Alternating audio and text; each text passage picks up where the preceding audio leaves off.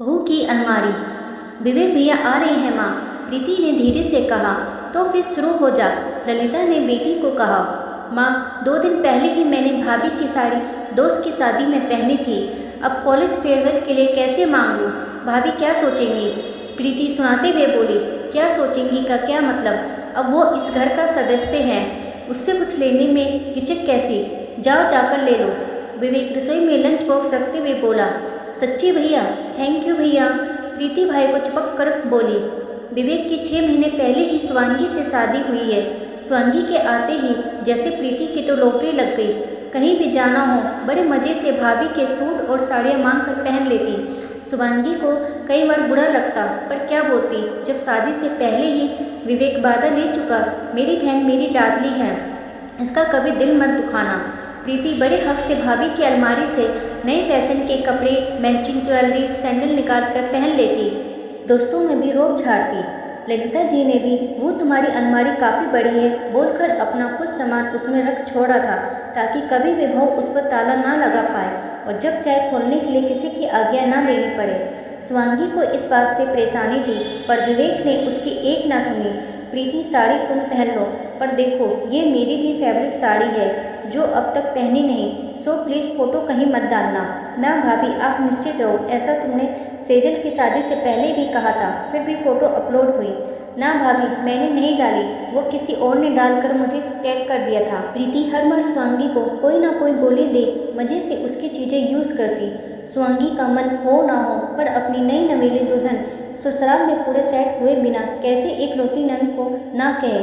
Farewell की photo भी social media और स्टोरी पर डाल दी गई। बुरा तो स्वांगी को बहुत लगा, पर उसकी साड़ी में उसकी नंद को पसंद कर लिया गया और एक अच्छे घर से रिश्ता आ गया, सो स्वांगी का गुस्सा हवा हो गया। वो कल प्रीति का रोका है, लड़के वाले आएंगे, साड़ी तैयारी तुम्हें ही देखनी है, ललिता जी बोली। स्वांगी ने नंद को बहुत अच्छे से तैयार किया। विवेक ने भी लड़के वालों के स्वागत में कोई कमी नहीं छोड़ी। लड़के वालों को दिए जाने वाले शगुन के थाल में स्वांगी ने जब अपने मायके से मिली सबसे सुंदर साड़ी देखी तो उसके चेहरे का नूर गायब हो गया। आंखों से बेकसी आंसू बनकर गिर रहे थे। जानती थी इतने शुभ मौके पर कुछ बोलना बेकार है। क्या हुआ, आज हमारी बेगम के चेहरे का नूर कहाँ है? चांद सा मुखड़ा इतना उदास। शगुन के थाल में माँ जी ने जो साड़ी प्रीति को देने को रखी है, वो साड़ी मेरे पापा जयपुर से लाए थे। कितने साल मेरी माँ ने मुझे देने को सहेज रखी थी। आज तुम्हारी माँ ने उसे देने से पहले मुझसे पूछना तो दूर, बताना तक जरूरी नहीं समझा। मेरी अलमारी तो पब्लिक प्रॉपर्टी है, जिसे जब चाहे जो चाहे ले, पहने या किसी को दे दे। स्वांगी रोती हुई कमरे से बाहर आ गई। इस बार विवेक की पत्नी की शिकायत जायज़ लगी, पर मौका ऐसा था कि कुछ कहने का फ़ायदा नहीं था, सो उस समय विवेक ने चुप रहने में ही भलाई समझी। प्रीति का रोका अच्छे से हो गया। विवेक ने सोचा अब वो ललिता जी से इस बारे में बात करेगा। बेटा, सब कुछ इतना अचानक हुआ कि मुझे नई साड़ी लाने का मौका ही नहीं मिला।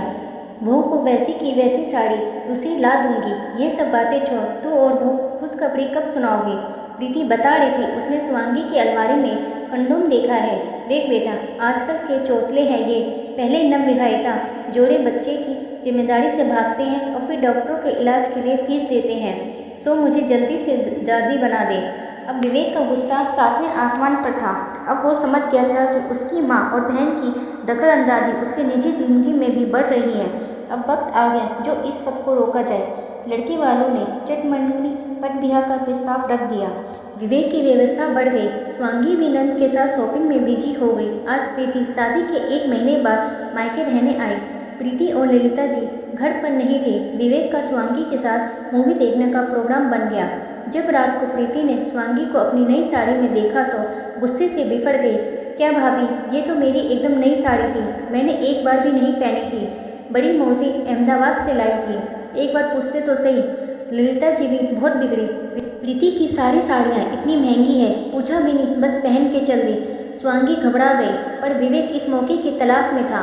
क्यों बहन, तूने खुद तो कभी भाभी की नई नई साड़ियाँ खूब पहनी, कभी दोस्त की शादी तो कभी फेयरवेल, और माँ आपने तो स्वांगी की एक मायके की साड़ी प्रीति को रोके में उठाकर दे दी थी, बिना उससे पूछे।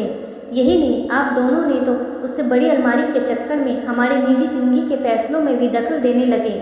जिस हक से आप ये सब करते आए हैं, उसी हक से मैंने स्वांगी को ये साड़ी निकाल कर दी। प्रीति मौन स्तंभ सी रह गई। फिर भी ललिता जी कहाँ चुप रहने वाली थी। जो भी हो, प्रीति नंद है, छोटी हो या बड़ी, उसका ओहदा भाभी के ऊपर ही रहेगा। वो घर की बेटी है और स्वांगी बहू। बस माँ, नंद अगर बेटी है तो भाभी भी किसी के घर की बेटी है। मायके से मिली चीज़ों का कोई मोल नहीं होता, उससे हर बेटी की भावनाएं जुड़ी होती हैं। आज आपको समझ आ रहा होगा कि स्वांगी को कैसा लगता होगा। ललिता जी ने अब मौन धारण करने में ही भलाई समझी। अब तक माँ और बहन का पक्ष लेने वाला विवेक आज पत्नी के साथ खड़ा था। स्वांगी को आज अपने पति पर गर्व महसूस हो रहा था। बिना उसके कुछ बोले पति ने उसके मन की पीड़ा का एहसास सास और नंद दोनों को करवा दिया। दोस्तों, कैसी लगी आपको ये कहानी? वीडियो पसंद आए तो मेरे चैनल को लाइक करें, शेयर करें और सब्सक्राइब करें। वीडियो देखने के लिए आपका धन्यवाद।